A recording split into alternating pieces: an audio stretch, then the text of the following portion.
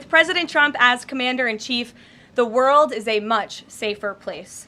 After decades in which past presidents coddled and enabled the world's leading state sponsor of terrorism, President Trump finally ended the immediate threat of a nuclear Iranian regime.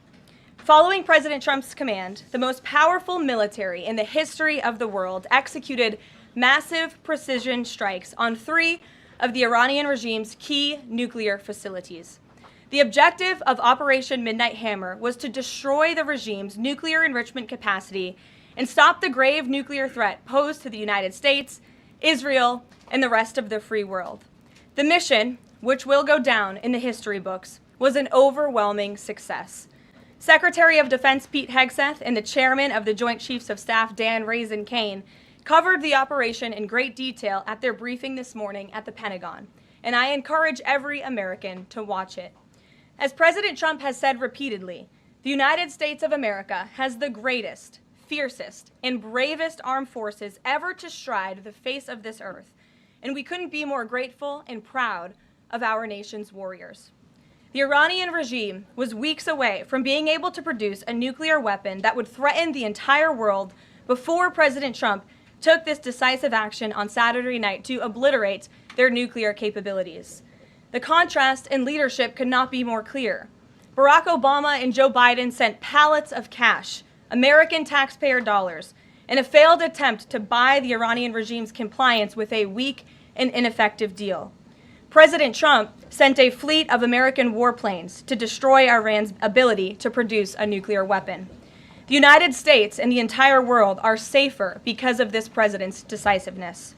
Despite agenda-driven leaks by the fake news media aimed at undermining this incredible accomplishment achieved by President Trump and our brave fighter pilots, there is broad consensus emerging already that Iran's nuclear capabilities were indeed destroyed. The United States, Israel, the United Nations, and even Iran all agree they can no longer build a nuclear weapon. So why did the president immediately turn to obliterating after the Iranian nuclear threat? Securing peace. Within 48 hours of the devastating strike, President Trump and his team brokered a historic ceasefire between Israel and Iran and officially ended the 12-day war. The Middle East is now shifting away from chaos and bloodshed and moving toward the beginning stages of a new era of peace and stability that President Trump has long called on them to achieve. This was unthinkable at this time last week, and this is what peace through strength looks like. Under President Trump, America will relentlessly advance our interests without being dragged into endless wars. His fearless leadership guarantees America is once again respected across the world. Just look at what he was able to accomplish at the NATO summit in the Netherlands. Many of you were there. Our allies agreed to invest 5% of their GDP annually in defense because President Trump demanded it. This will be the most significant reinforcement of NATO's collective defense in the history of the NATO alliance. And as a result, the United States of America will carry less of the burden, and our NATO allies will be stronger than ever before. As NATO Secretary General Ruda put it, for too long, one ally, the United States, and our taxpayers, I may add, carried too much of the burden of that commitment. And that changes today. President Trump made this change possible. Thank you, Karoline. We reported yesterday on a briefing from the Israeli defense minister in which she said the U.S. and Israel are working together to monitor any attempts from Iran to rebuild their nuclear program, and also that if Iran was to do so, the U.S. and Israel would work together to once again destroy that nuclear program. Is that aligned with the president's thinking? Look, the president, as I said in those opening remarks, Colin, and thanks for being with us today, views the Middle East on its way to peace and prosperity. And the president used strength on Saturday night. The whole world saw that the United States is indeed the most lethal fighting force in the world with those precision strikes on Saturday evening. But the president wants peace. He always has. And right now we're on a diplomatic path with Iran. The president and his team, namely Special Envoy Witkoff, continue to be in communication with the Iranians. and especially our Gulf and Arab partners in the region, to come to an agreement with Iran. As for our alliance with the State of Israel and that friendship and that partnership between the United States and the State of Israel, I would argue it has never been stronger. And we see a new era in which perhaps some of these Gulf and Arab states can sign on to the Abraham Accords. That was one of the president's most signature accomplishments in his first term, and he'd like to see more of those countries sign on in this second term. And so we look forward to sustaining a long and durable peace in the region, and the president wants to do that through a diplomatic solution. But as he proved on Saturday night, he's not afraid to use strength if we need to do it. Thanks, Caroline. The president mentioned in a Truth Social post that no enriched uranium was moved from Fordow. What about the other two sites, Isfahan and Natanz, and how can the president be so sure that no uranium was moved? Well, what I can assure you is that the United States and our intelligence agencies and Director Ratcliffe and the President's entire national security team were obviously watching these sites very closely in the weeks and the days leading up to the attack on Saturday, which I will add was one of the most secretive and successful operations in United States history. I think many of you in this room would agree with that, because none of you in this room knew about the strike on Saturday until it took place. So we were watching closely, and there was no indication to the United States that any of that enriched uranium was moved prior to the strike. From any of the sites? Correct. And then one more Right. thing, Caroline. Next week, the president mentioned that there'd be talks with Iran. Didn't mention any details, and Iran has not confirmed them. Can you share any details about any potential talks next week? We don't have anything scheduled as of now, but I spoke to our Special Envoy Witkoff at length this morning, and I can assure all of you we continue to be in close communication with the Iranians and through our intermediaries as well, namely the Qataris, who have been an incredible ally and partner throughout this entire effort. And as I said, this administration is always focused on diplomacy and peace, and we want to ensure we can get to a place where Iran agrees to a non-enrichment civil nuclear program. And there are many other requests that the United States has. Those details continue to really, they're just starting. Of course, the operation was just on Saturday night, but we are in touch. And if there is a meeting, we will let you know, as we always do.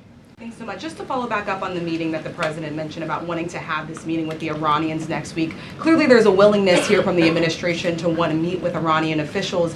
What is the holdup here in trying to schedule it? Are you experiencing any resistance from the Iranians? Have some patience. We just had this strike on Saturday night. The president secured a ceasefire. A lot has happened in the last week. He was just in the Netherlands. Now he's back home to have a big event this afternoon on the One Big Beautiful Bill and get our domestic priorities across the finish line. So we'll get there. And like I said, we're in constant communication. And just one more, just on the goal of the meeting. The president mentioned yesterday that it may not be necessary to have an agreement with the Iranians. What is the purpose, what would be the goal of this meeting? Again, to continue moving forward towards a long-standing peace in the Middle East. Can you share what other assessments are currently underway to get to the bottom of just how effective these strikes were? Well, I can assure you what the CIA director said, that when we look at the entirety of the intelligence that we have to this date, it concludes that these strikes on the Iranian nuclear facilities were absolutely successful. It was a total obliteration, as the president said, and not only does our own intelligence say that, but also the Iranian foreign minister has said that.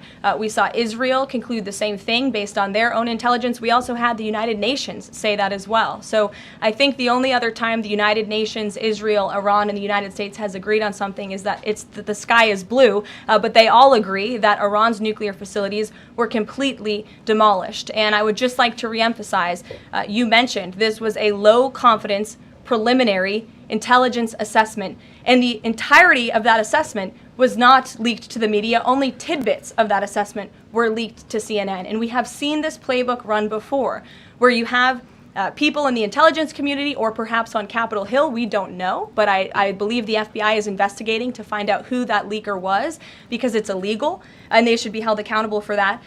Leaked bits and pieces of an intel assessment to push a false narrative. And it's to the same reporter, I will add, Natasha Bertrand of CNN, who has done this in the past. In 2020, it was Natasha Bertrand who had 51 intelligence analysts falsely lie to her, but she still put it on paper for some reason, that the Hunter Biden laptop story was Russian disinformation. We all know that's not true, right? We can all agree on that now. That was a lie from the intelligence community. Also in 2020, this same reporter, Natasha Bertrand, wrote that a top intel agency ruled out the man-made lab leak theory of the coronavirus origins. Again, the president was right about that. This reporter wrote a lie from the intelligence community to seek a narrative she wanted to prove, and guess what? We now know that's the truth. Also, in 2024, Bertrand pushed the suckers and losers hoax. She also pushed the fine people hoax, which was taking the president's words purposely out of context. And then last October, and I believe this is notable, Natasha Bertrand published an article in Politico from the intelligence agency. She said that John Ratcliffe was speaking without any evidence when he said Iran was attempting to undermine President Trump's presidential campaign. And then we, of course, found out that was absolutely true. In fact, the Biden administration declassed an intel report which said they had high confidence that Iran had done exactly what Ratcliffe alleged. They did run an influence campaign to hurt President Trump's candidacy. In fact, we know the Iranians tried to take President Trump's life.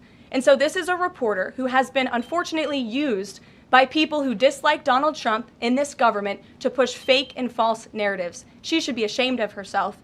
And that's not what reporting is. Could you clarify the Trump administration's position on protecting migrant children, particularly the 300,000 lost under the Biden administration? Yes, I saw that Miami Herald article yesterday, and I was aghast at the headline. It's egregious to accuse this administration of trying to target foster children. That is not at all what is happening at the Department of Homeland Security.